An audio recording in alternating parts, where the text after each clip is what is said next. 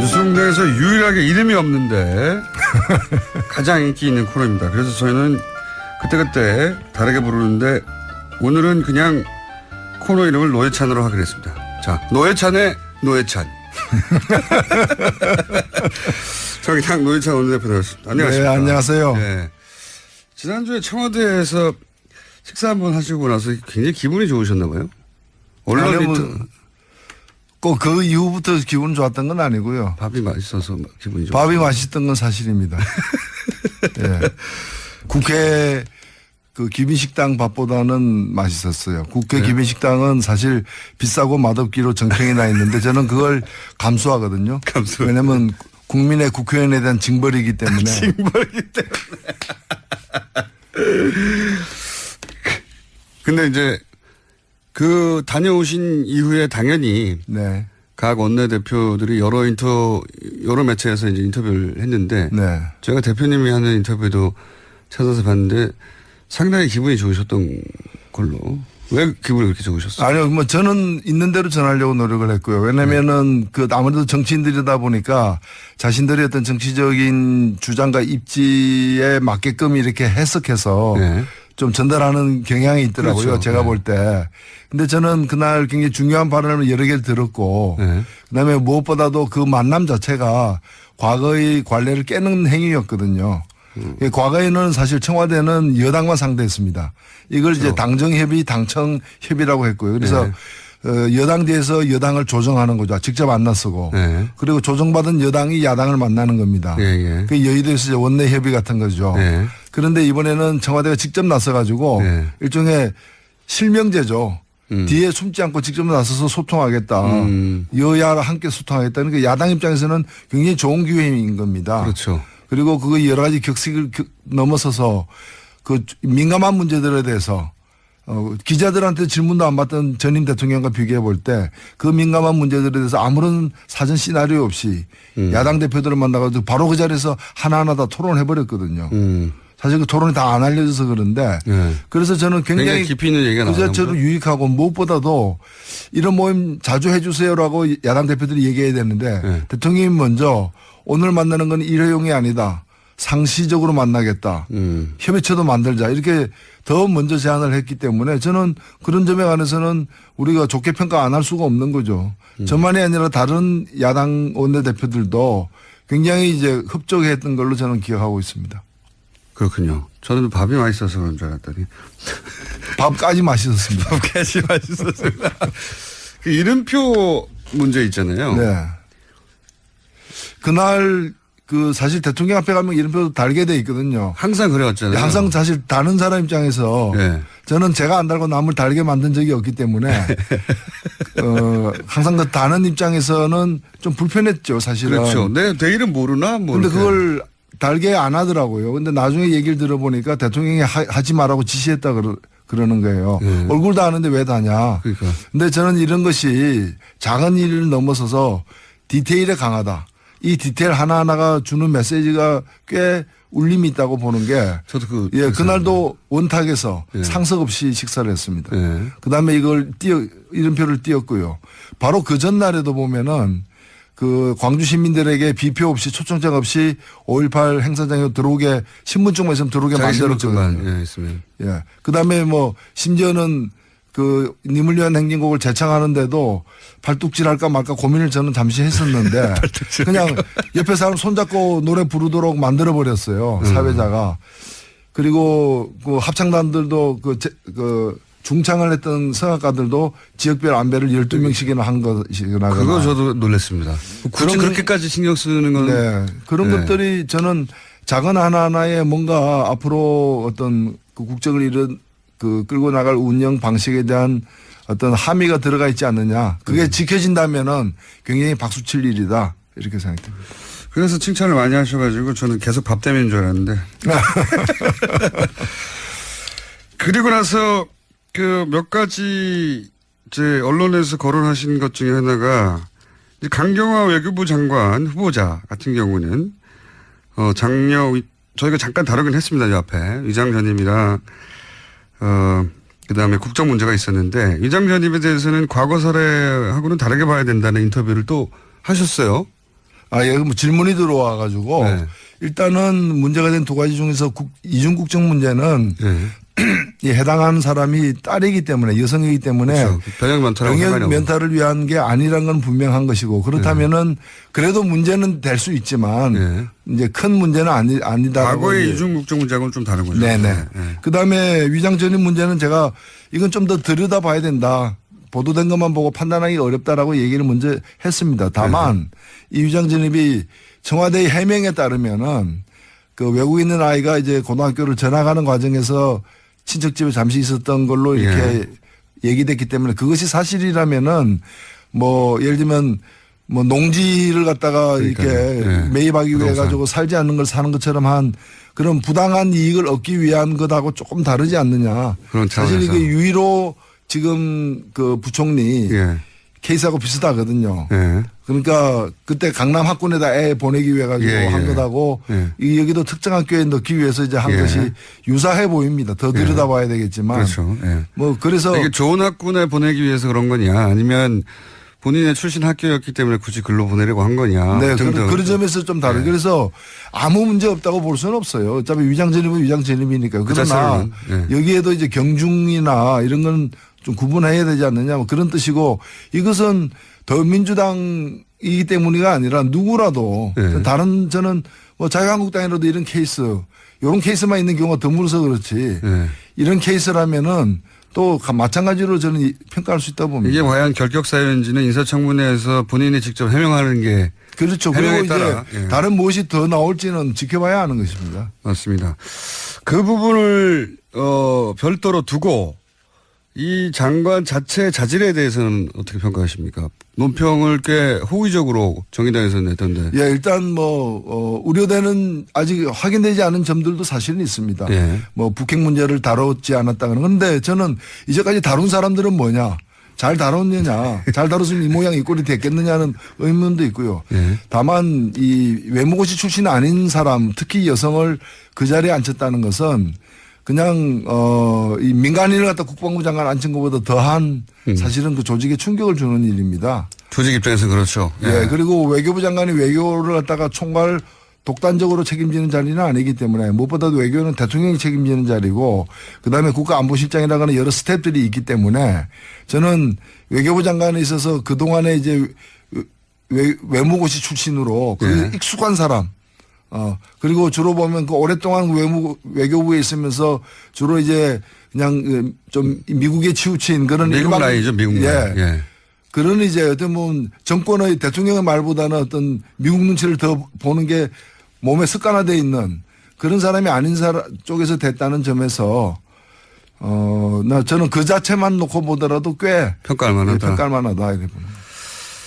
이제 첫 번째로 이낙연 총리 인사청문회가 시작되잖아요. 내일부터인가 그렇습니다. 인사청문회. 네. 어떻게 전망하십니까? 인사청문위원회에서 정의당은 빠졌던데. 죄송합니다. 뭐 부덕의 소치인데 이게 지금 그 일반인들은 잘 모르시지만 국회 내에는 예. 현재 그 일정한 공식이 있습니다. 예. 그 공식에 의해서 이제 각 당에다가 이제 배분을 하는데 인사청문회법에 의해서 13명으로 돼 있고 정원이. 예. 13명을 나누면은 바른당이 32명이었을 때는 정의당이 1명이 옵니다. 예. 인사청문회. 근데 바른당에 12명이 절로 건너갔지 않습니까? 자유당으로. 예. 예. 그러면 바른당이 적어졌는데 오히려 그 공식대로 하면 정의당이 0명이 제로가 되는 거예요. 탈당파의 패를 유탄을 희한하게 정의당에 맞았네요. 그런데 이제 문제는 그 공식 자체에 있는 거죠. 사실 국고보조금 같은 경우에는 각 당에 얼마씩 다 나눠주고 나머지를 가지고 그 교섭단체라거나 의석수에 따라서 다시 배분을 추가로 하는데 예. 그러면 13명이면 모든 당에게 한 명씩 나눠주고 예. 나머지를 가지고 의석이 많은 당에게 더 많이 주는 식으로 하면은 소외되는 당이 없게 되는데 공식이 그렇지 않다는 거예요. 그래서 제가 이 공식을 좀 바꿔야 된다라고 지금 문제 제기를 하고 있는 상황입니다. 그러네요. 네. 아니 국민들의 민의를 반영한다는 의미에서도 정의당이 요즘 지지율이 다른 정당방 못지 않은데 그렇죠. 비슷비슷한데요 다. 그러니까 우리 많이 달라는 건 아니고 최소한 어느 당이든 한 석은 줘야 된다. 원내에 있다면은 우리 택시를 타다 보면 기본요금이라는 게 있잖아요. 뭐 500m 간다 그래가지고 500m만큼 요금 주는 게 아니라 기본 요금을 일단은 주잖아요. 그래서 기본 이 의석은 할당해야 된다 발언권은. 네. 그 다음에는 이제 지지율에 따라서 의석에 따라서 되는 거다. 사실 지지율로 하면은 저희들이 한석 얻고도 남죠 사실은 지금. 한석이 뭡니까? 네. 지금 뭐 대선에서 이기고 얼마 안 됐기 때문에 민주당은 제외하고 말하면 나머지 정당의 지지율 차가 거의 없어요. 거의 비슷해요. 네, 거의 다 네. 비슷합니다. 도토리죠. 거의 비슷하기 때문에 사람들이 지지하는 정도로 나누자면 한석이 아니라 한 두세 석 얻어도 되는 상황인데 여간 인사청문회에서 정의당 청문위원이 현재 없는 상황입니다. 바른당에서 13명이 탈당하는 바람에. 전망은 어떻게 보십니까? 이낙연 총리 후보 인사청문회는. 아마 좀 시끄러울 것 같아요. 초반이니까. 예, 초반이니까. 네. 어떻게든. 사실 지금 지지율을 말씀하셨습니다만은 특히 보수 야당들이 지지율이 지금 보면은 당의 존립에도 위태로운 그런 지지율이거든요. 자유한국당 특히 심각하죠. 예. 국회의원 100명이 넘는데. 그렇죠. 그리고 또 내부에 지금 여러 가지 그 당대표 선거 등의 어떤 그런 권력 암투가 이제 시작된 상황이기 때문에 전통적으로 그래 왔지만은 그런 문제를 갖다가 해소시키는 위기에서 이제 빠져나오는 방법 중에 하나로 이 대여 투쟁을 갖다 강화하는 그렇죠. 그런 경향이 있어 왔습니다. 이번에도 그럴 걸로 보이고 그래서 여러 가지 사안에 대해서 예를 들면 위장전입 한 건 있다 그러면 그것이 어떤 위장전입인지 관계없이 그냥 뭐 최대한 또 화력을 집중한다거나 그렇겠죠. 이런 건데 지금 여러 건이 있는 것 같아요. 그 총리 내정자에 의해서 많이 해명은 사실 제가 볼 때 되어 가고 있는데 뭐 또 다른 여러 가지들이 또 나오고 있기 때문에 이걸 가지고 아마 갈 때까지는 가볼 것 같습니다. 갈 때까지는 가볼 것. 그게 이제 뭐 1회 문제 혹은 뭐 5회 정도 문제가 하더라도 어떻게든 100으로 보이게 만들고 싶어 하는 게 야당의 생리죠 원래. 네. 그럼 더군다나 이제 정권 초에는 특히 심하잖아요. 특히. 사실 박근혜 정부 같은 경우에는 이 총리 내정자를 영업후 이렇게 잘못된 사람을 내정하면서 이 청문회 가기도 전에 문제가 되고 이렇게 해가지고 사실 집권 초반에 뭐 그냥 다리에 힘이 빠지게 된 주요 계기가 되었었죠. 후보들의 문제가 기본적으로 많기도 했고요. 예. 근데 그러면서 지지율도 많이 이제 빠지기도 했고 그랬었는데 이번에도 이제 그렇게 만들려고 하겠죠. 예. 그런데 그렇게 절실하게 뭐랄까요, 공격을 해야 되겠다고 야당이 마음먹지 않을 수 없는 게 보수 야당이 문재인 정부 지지율이 원래 뭐 출범 초기에 모든 정부가 높긴 하지만 과거에 그 수치하고 비교해도 유난히 높은 편이거든요. 인수위가 없어서 그런 점도 있는 것 같습니다. 그러니까 인수위라고 하는 좀 김 빠지는 기간 없이 바로 임기를 시작해서 그런 것도 있는 것도 같고 또 실제 이제 그 이전 정권 박근혜 정부하고 너무 비교돼서 그런 것도 있는 것 같고요. 그런 조건이 주는 이득 말고 그 외에 이 최근의 공공행진 이유는 어떻게 분석하십니까? 제가 볼 때는 오랫동안 우리가 비정상에 젖어 있다가 그야말로 상식적이고 정상적인 그런 이제 통치행위가 이게 개시되었는데 그것이 오히려 훨씬 신선하고 충격적으로 다가오는 그런 효과가 아닌가. 그건 분명히 그런 것 왜냐하면은 오랫동안 이제 목말라 하다가 시원한 냉수 한 잔 마시면 뭐 달콤한 꿀 같잖아요. 이제 그런 효과처럼 보여져요. 사실 하나하나 놓고 보면은 이렇게 당연하고 이렇게 상식적인 걸 그동안 왜 안 했지 이런 의문이 드는 일들인데 뭐 해괴하고 희한한 일을 지금 벌이는 게 아니잖아요. 굉장히 정상적이고 인간적인 근데 하도 그 전에 비정상적이었고 몰상식적이었고 비인간적이었기 때문에 상식적이고 인간적이고 정상적인 일들이 귀해 보이기 때문에 그 효과가 아닌가. 그에 대한 만족도가 매우 높은 것 같습니다. 사실 득표로 따지면 유효 득표율이 대통령 직선제가 재개된 87년 이래 7번의 대통령 선거 중에서 문재인 후보는 가장 득표를 적게 하고 출발한 정부예요. 그럼에도 불구하고 그 어느 정부보다도 높은 어떤 초기 지지율을 보이는 이유는 하도 그동안에 올해도 한 12년간 이렇게 이 잘못된 비정상적인 상태로 우리가 살아왔기 때문에 그에 대한 어떤 가뭄의 단비 같은 효과를 느끼고 있는 게 아닌가 이렇게 생각됩니다. 얼마나 갈까요? 글쎄요. 네. 제가 볼 때는 이제 그래서 이미 이거 로드맵을 그래서 짠 것 같아요. 이제 총리 인선하고 장관 인선을 분리한 것. 그 장관을 갖다 훨씬 뒤로 미룬 건 잘한 거. 그래서 그런 것 같고요. 그러니까 장관 때부터는 시끄러울 겁니다. 그렇죠. 예, 그건 시끄러울 거고. 후보도 많고. 예, 또 많기 때문에. 그 중에 또 뭐 후보 많다 보면 확률상 또 그런 점도 있는 그렇죠. 거고. 예상치 못한 것도 나올 수 있고요. 그리고 법안도 보면은 법안 하나 통과시키기 힘들기 때문에 법안도 중요한 거, 그러니까 총리 인선이라거나 정부 조직법이라거나 그다음에 일자리 추경을 갖다 먼저 하고 왠가하면 이거라고 법안하고 섞어버리면은 법안 중에서 하면 안 되는 법안까지도 이렇게 옵션으로 이제 끌어들어올 수가 있거든요. 이걸 구분해 가지고 하는. 그런데 결과적으로 보면 시간이 지나고 여름 제가 볼 때는 장마는 시작될 것이다. 그때 이제 법안들 다루고 그다음에 장관들 다루게 될 때는 아마 현재 이제 이 다야 구도 구조에서는 좀 만만치 않은 시끌시끌하겠죠. 네. 그래서 오히려 초반에는 이렇게 그래서 초반에 개혁의 동력을 얻는 게 굉장히 중요한 거죠. 그렇죠. 그리고 상징적인 조치를 그래서 많이 한 것 같고요. 네. 국정 동력을 많이 확보해 두려고 하는 것 같고 실제 미디어를 참 잘 다뤄요 보면. 그런 생각 안 하십니까?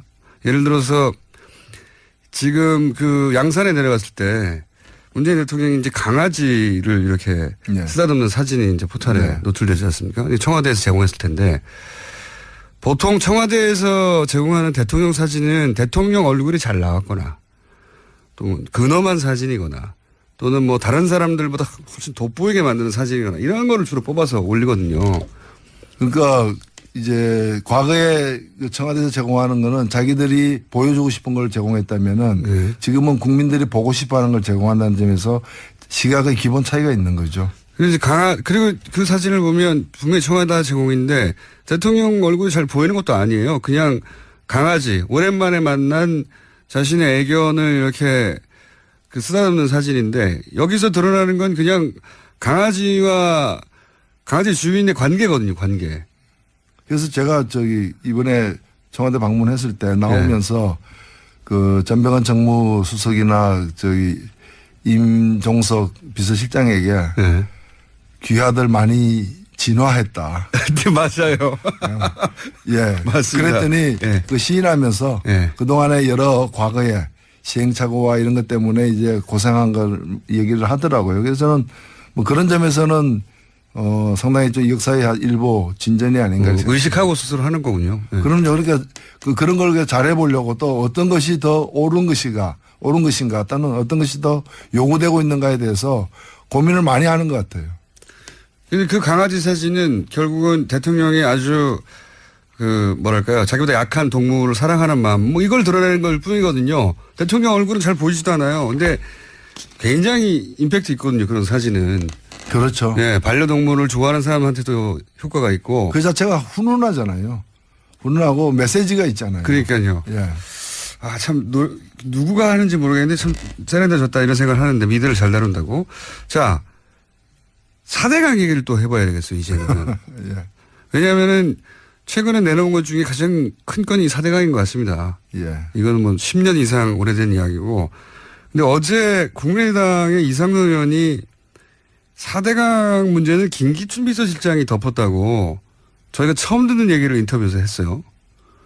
이 대목은 어떻게 생각하십니까? 예, 뭐 저도 전에 듣기로 국정원 댓글 사건으로 곤란에 빠진 박근혜 정부에서 사실상 핵심 실세였던 김기춘 실장이 이 전선이 이렇게 확대되는 걸 막기 위해서 이제 정권이 좀 어려움에 처해 있기 때문에 전 정권의 비리를 갖다가 덮어물어서 전 정권은 아군으로 그냥 무장 해제시키는 그런 의도였다고 보는데 저는 그 말이 사실일 수 있다고 봅니다. 그러나 그 사실만은 아닐 것이다. 더 큰 사실이 있을 것이다. 더 큰 사실이 뭡니까? 저는 그러면 박근혜 대통령의 역할은 뭐였느냐는 거죠. 김기춘 실장이 그렇게 막을 때 오히려 박근혜 대통령의 지시하에 막았다.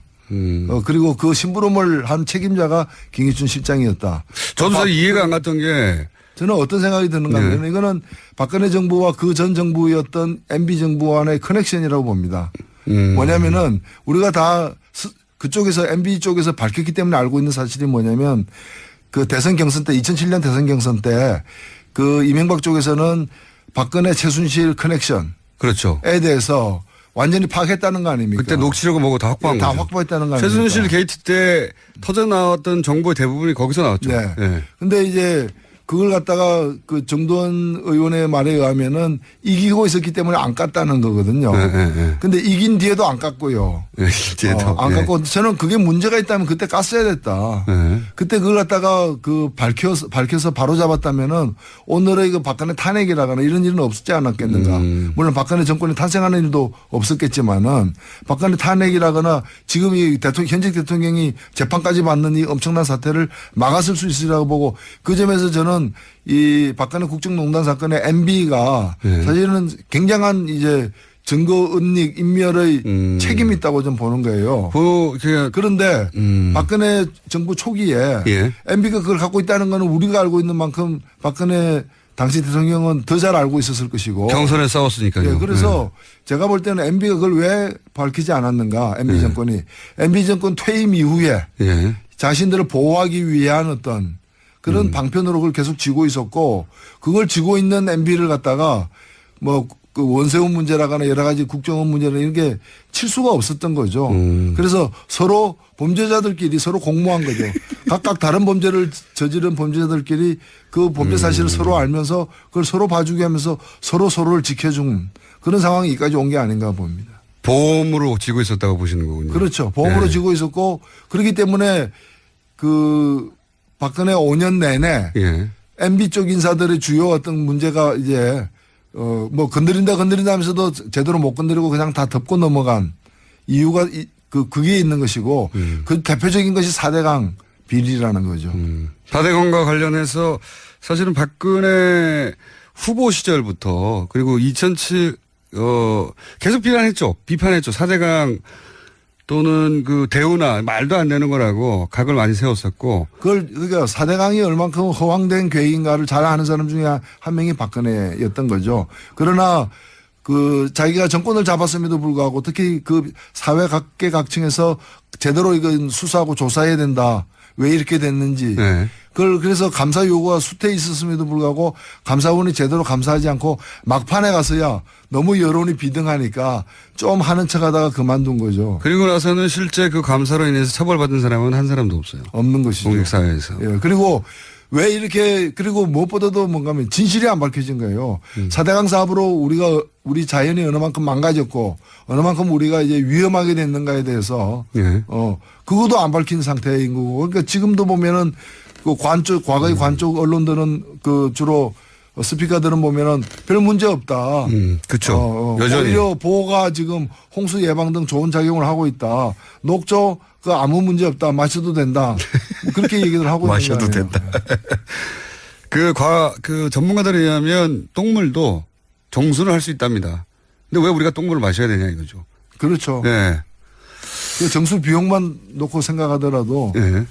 뭐 그렇게 갈 수는 없는 것이죠. 그러니까 이제 대표님이 보시기에는 이상돈 의원은 김기춘 비서실장이 막았다고 하지만 김기춘 비서실장은 실행을 했을 뿐이지 그것을 막으라고 지시한 사람은 박근혜 전 대통령이었다고 봐야 된다. 당연히 그렇게 봐야 되는 거고 더 거슬러 가면은 이명박 쪽에서 쥐고 있었던 박근혜 최순실 커넥션의 어떤 약점 그걸 갖다가 터뜨리는 걸 막기 위한 것이었다 보는 거죠. 2007년 경선 때 가지고 있던 그 뭐 녹취록 정도가 아니라 정권을 잡고 난 다음에는 훨씬 더 많은 정보를 취득했겠죠 아마도. 그렇죠. 예. 그러니까 저는 정도원 의원은 문제라고 보는 것이 지금 이런 엄청난 사태가 지금 발생하고 대통령이 파면되고 탄핵되고 감옥까지 간 상황에서도 왜 진실을 안 밝히냐 이거예요.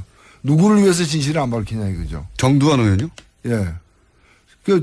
정도원 의원이 다 안다고 하면서 안 밝히고 있거든요. 아, 이 4대강 관련해서요? 예. 저는 인터넷 아니요. 4대강이 아니고 예.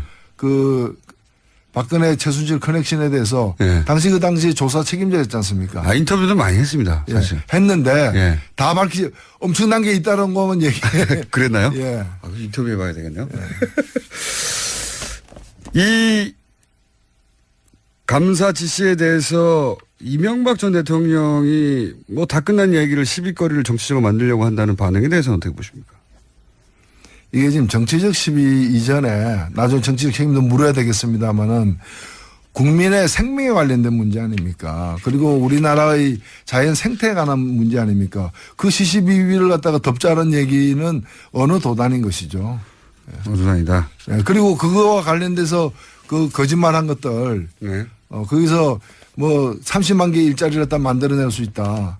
그래서 제가 아니 그 실제로 그렇게 만들어지지도 않았거니와 그렇게 계산이 나올 수 없는 건데 일자리 30만 개 만들기 위해서 4대강 사업을 해야 된다. 그렇다면 내가 저한테 맡기면 60만 개 만들 수 있다. 4대강 팠다가 다시 덮으면 된다.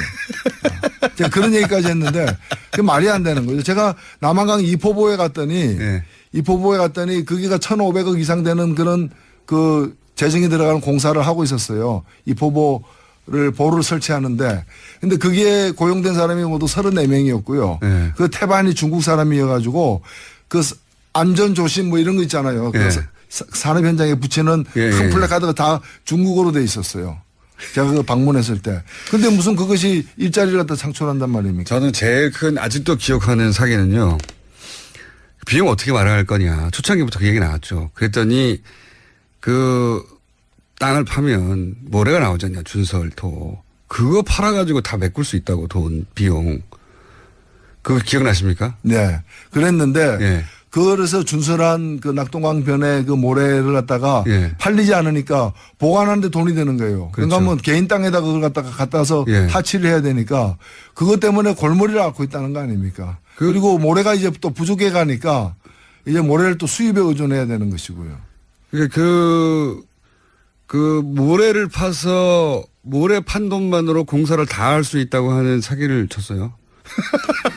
생각해보면 황당한 사기인데 다시 되짚어보면 엄청난 사기를 많이 쳤습니다. 사실 그 관련해서는 조금씩 얘기가 나오겠죠. 마지막으로 한 이제 가지만 시작이죠. 뭐. 네, 한 가지만 더 여쭤볼게요.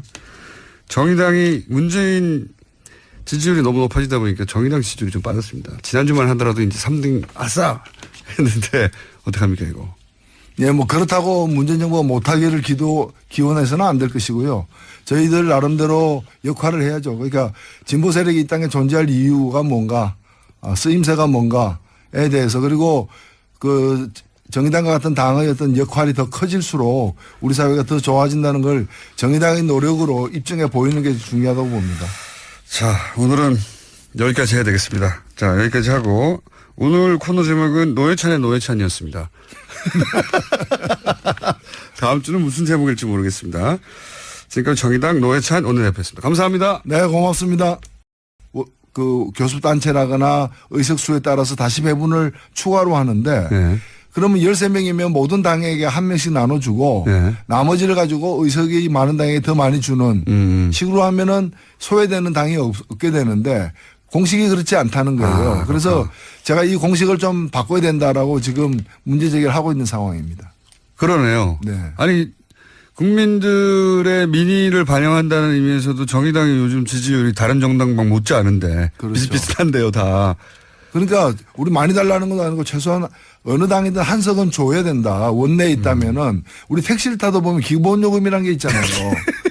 뭐 500m 간다 그래가지고 500m만큼 요금 주는 게 아니라 기본 요금을 일단은 주잖아요. 그래서 기본 그 의석은 할당해야 된다. 발언권은. 네. 그 다음에는 이제 지지율에 따라서 의석에 따라서 되는 거다. 사실 지지율로 하면은 저희들이 한석 없고도 남죠. 사실은 지금. 한석이 뭡니까? 네. 그 지금 뭐 대선에서 이기고 얼마 안 됐기 때문에 민주당은 제외하고 말하면 나머지 정당의 지지율 차가 거의 없어요. 거의 비슷해요. 예, 거의 다 네. 비슷합니다. 도토리죠. 거의 비슷하기 때문에 사람들이 지지하는 정도로 나누자면 한석이 아니라 한 두세 석 얻어도 되는 상황인데 여간 인사청문회에서 정의당 청문위원이 현재 없는 상황입니다. 바른당에서 13명이 탈당하는 바람에. 전망은 어떻게 보십니까? 이낙연 총리 후보 인사청문회는. 아마 좀 시끄러울 것 같아요. 초반이니까. 예, 초반이니까 어떻게든. 사실 지금 지지율을 말씀하셨습니다만은 뭐 특히 보수 야당들이 지지율이 지금 보면은 당의 존립에도 위태로운 그런 지지율이거든요. 자유한국당은 특히 심각하죠. 예. 국회는 100명이 넘는데. 그렇죠. 그리고 또 내부에 지금 여러 가지 그 당대표 선거 등의 어떤 그런 권력 암투가 이제 시작된 상황이기 예. 때문에 그 전통적으로 그래 왔지만은 그런 문제를 갖다가 해소시키는 위기에서 이제 빠져나오는 방법 중에 하나로 이 대여 투쟁을 갖다 강화하는 그렇죠. 그런 경향이 있어 왔습니다. 항상 이번에도 그 부분을 별도로 두고 이 장관 자체 자질에 대해서는 어떻게 평가하십니까? 논평을 꽤 호의적으로 정의당에서는 냈던데. 예, 일단 우려되는 아직 확인되지 않은 점들도 사실은 있습니다. 예. 뭐 북핵 문제를 다뤘지 않았다는 그런데 저는 이제까지 다룬 사람들은 뭐냐? 잘 다뤘느냐? 잘 다뤘으면 이 모양 이 꼴이 됐겠느냐는 의문도 있고요. 예. 다만 이 외무고시 출신 아닌 사람, 특히 여성을 그 자리에 앉혔다는 것은 그냥 이 민간인을 갖다 국방부 장관 앉힌 것보다 더한 사실은 그 조직에 충격을 주는 일입니다. 조직 입장에서 그렇죠. 예. 그리고 외교부 장관이 외교를 갖다가 총괄 독단적으로 책임지는 자리는 아니기 때문에 무엇보다도 외교는 대통령이 책임지는 자리고 그다음에 국가안보실장이라는 여러 스텝들이 있기 때문에 저는 외교부 장관에 있어서 그동안에 이제 외무고시 출신으로 그 예. 익숙한 사람 그리고 주로 보면 그 오랫동안 외교부에 있으면서 주로 이제 그냥 좀 미국에 치우친 그런 미국 일반 라인이죠. 미국 라인. 예. 그런 이제 어떤 뭐 정권의 대통령의 말보다는 어떤 미국 눈치를 더 보는 게 몸에 습관화되어 있는 그런 사람이 아닌 사람 쪽에서 됐다는 점에서 저는 그 자체만 놓고 보더라도 꽤 평가할 만하다. 평가할 만하다 이렇게 봅니다. 이제 첫 번째로 이낙연 총리 인사청문회가 시작되잖아요. 내일부터인가 그렇습니다. 인사청문회. 네. 어떻게 전망하십니까? 인사청문위원회에서 정의당은 빠졌던데. 죄송합니다. 부덕의 소치인데 이게 지금 그 일반인들은 잘 모르시지만 국회 내에는 예. 현재 그 일정한 공식이 있습니다. 예. 그 공식에서 이제 각 당에다가 이제 배분을 하는데 인사청문회법에 의해서 13명으로 돼 있고 정원이. 예. 13명을 나누면은 바른당이 32명이었을 때는 정의당에 1명이 옵니다. 예. 인사청문회. 근데 바른당에 12명이 절로 건너갔지 않습니까? 자유당으로. 예. 예. 그러면 바른당이 적어졌는데 오히려 그 공식대로 하면 정의당이 0명이 제로가 되는 거예요. 탈당파의 폐해를 유탄을 희한하게 정의당에 맞았네요. 그런데 이제 문제는 그 공식 자체에 있는 거죠. 사실 국고보조금 같은 경우에는 각 당에 얼마씩 다 나눠주고 나머지를 가지고 밥 때문인 줄 알았는데. 그리고 나서 그 몇 가지 이제 언론에서 거론하신 것 중에 하나가 이제 강경화 외교부 장관 후보자 같은 경우는 저희가 잠깐 다루긴 했습니다. 이 앞에 위장 전입이랑 그다음에 국정 문제가 있었는데 위장 전입에 대해서는 과거 사례하고는 다르게 봐야 된다는 인터뷰를 또 하셨어요. 예, 뭐 질문이 들어와 가지고 네. 일단은 문제가 된 두 가지 중에서 이중국적 문제는 네. 이 해당하는 사람이 딸이기 때문에 여성이기 때문에 그렇죠. 병역 면탈하고 상관이 병역 없는. 면탈을 위한 게 아니란 건 분명한 것이고 그렇다면은 그래도 문제는 될 수 있지만 네. 이제 큰 문제는 아니다. 과거의 이중국적 문제하고는 좀 다른 거죠. 네네. 네. 그다음에 위장 전입 문제는 제가 이건 좀 더 들여다봐야 된다. 보도된 것만 보고 판단하기 어렵다라고 얘기를 먼저 했습니다. 다만 이 위장 전입이 청와대의 해명에 따르면은 그 외국에 있는 아이가 이제 고등학교를 전학하는 과정에서 친척집에 잠시 있었던 걸로 이렇게 얘기됐기 때문에 그것이 사실이라면은 뭐 예를 들면 뭐 농지를 갖다가 이렇게 매입하기 위해 부동산. 가지고 살지 않는 걸 사는 것처럼 한 그런 부당한 이익을 얻기 위한 것하고 조금 다르지 않느냐. 그런 사실 차원에서. 이게 유일로 지금 그 부총리 예. 케이스하고 비슷하거든요. 예. 그러니까 그때 강남 학군에다 애 보내기 위해 가지고 예, 예. 한 것하고 예. 이 여기도 특정 학교에 넣기 위해서 이제 한 예. 것이 유사해 보입니다. 더 들여다봐야 되겠지만. 그렇죠. 예. 뭐 그래서 이게 좋은 학군에 보내기 위해서 그런 거냐 아니면 본인의 출신 학교였기 때문에 굳이 글로 보내려고 한 거냐. 네, 등등. 그런 점에서 좀 다르죠. 그래서 아무 문제 없다고 볼 수는 없어요. 어차피 위장 전입은 위장 전입이니까. 그러나 자체로는, 예. 여기에도 이제 경중이나 이런 건 좀 구분해야 되지 않느냐 뭐 그런 뜻이고 이것은 더민주당이기 때문이가 아니라 누구라도 예. 다른 저는 뭐 자유한국당이라도 이런 케이스 이런 케이스만 있는 경우가 드물어서 그렇지 예. 이런 케이스라면은 또 마찬가지로 저는 평가할 수 있다고 봅니다. 이게 과연 결격 사유인지는 인사청문회에서 본인이 직접 해명하는 게 그렇죠. 그리고 해명에 이제 따라, 예. 다른 무엇이 더 나올지는 지켜봐야 하는 것입니다. 맞습니다. 그들을 만나가지고 바로 그 자리에서 하나하나 다 토론해 버렸거든요. 사실 그 토론이 다 안 알려져서 그런데 예. 그래서 저는 굉장히 깊이 있는 얘기가 그 나오는 자체로 거죠? 유익하고 무엇보다도 이런 모임 자주 해주세요라고 야당 대표들이 얘기해야 되는데 예. 대통령이 먼저 오늘 만나는 건 일회용이 아니다. 상시적으로 만나겠다. 협의체도 만들자. 이렇게 더 먼저 제안을 했기 때문에 저는 그런 점에 관해서는 우리가 좋게 평가 안 할 수가 없는 거죠.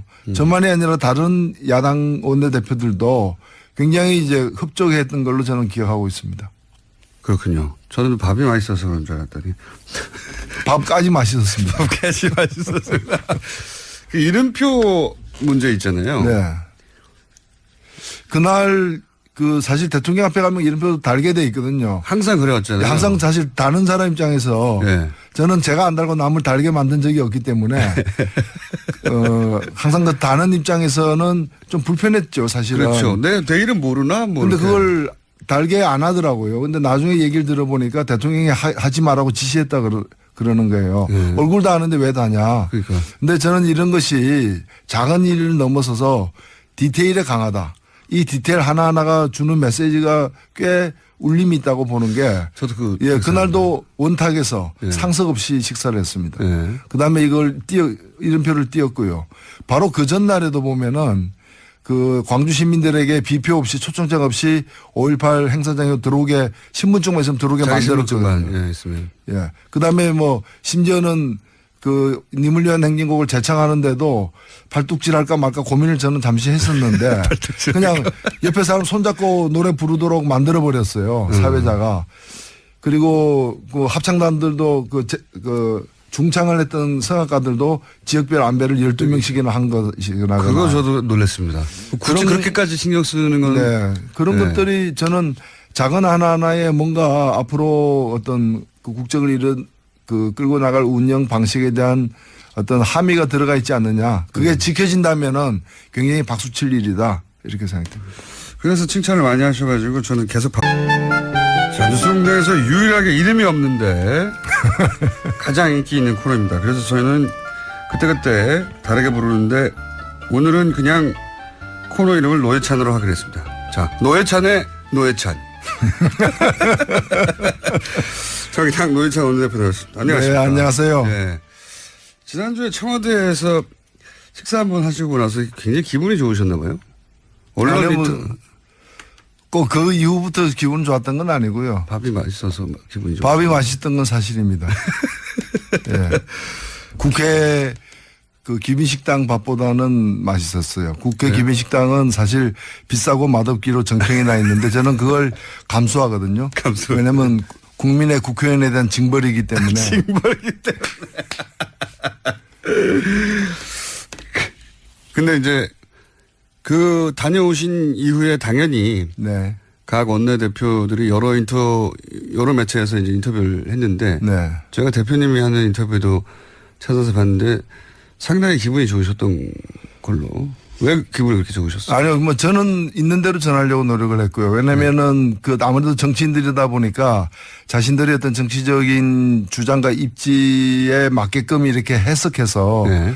좀 전달하는 경향이 있더라고요. 그렇죠. 제가 네. 볼 때. 근데 저는 그날 굉장히 중요한 발언을 여러 개를 들었고 네. 그다음에 무엇보다도 그 만남 자체가 과거의 관례를 깨는 행위였거든요. 과거에는 사실 청와대는 여당만 상대했습니다. 이걸 이제 당정협의, 당청협의라고 했고요. 그래서 여당 뒤에서 여당을 조정하는 거죠. 직접 안 나서고. 네. 그리고 조정받은 여당이 야당을 만나는 겁니다. 예, 예. 그 여의도에서 이제 원내 협의 같은 거죠. 네. 그런데 이번에는 청와대가 직접 나서가지고 네. 일종의 실명제죠. 뒤에 숨지 않고 직접 나서서 소통하겠다. 여야와 함께 소통하겠다. 그러니까 야당 입장에서는 굉장히 좋은 기회인 겁니다. 그렇죠. 그리고 그 여러 가지 격식을 넘어서서 그 민감한 문제들에 대해서 기자들한테 질문도 안 받던 전임 대통령과 비교해 볼 때 그 민감한 문제들에 대해서 아무런 사전 시나리오 없이 야당